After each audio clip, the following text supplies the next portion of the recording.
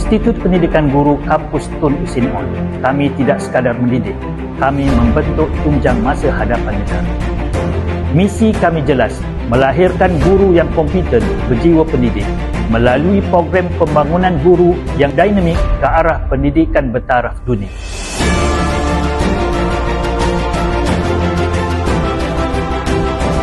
Guru keluaran kami berfikiran jauh, mampu membina sistem pendidikan yang lestari, membekalkan ilmu dan kearifan tempatan.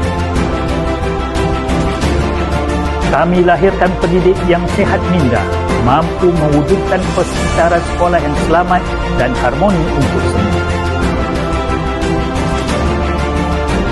Kami melahirkan guru yang inovatif, berani mencipta pembaruan, membawa teknologi dan pemikiran kritikal ke dalam setiap bilik darjah, mampu bersaing di pentas antarabangsa dan menyumbang idea global.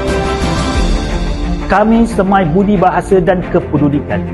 Guru yang meraihkan kepelbagaian, bertindak dengan belas kasihan terhadap setiap insan.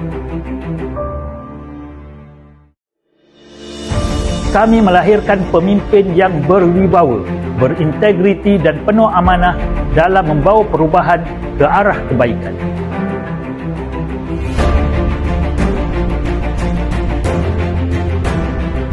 Kami semai belas kasihan, guru yang memahami cabaran setiap murid, sentiasa bersedia membantu dengan jiwa yang penuh peduli dan kasih. Inilah warisan yang kami bina. Guru IPG KTHU membina generasi kebangsaan.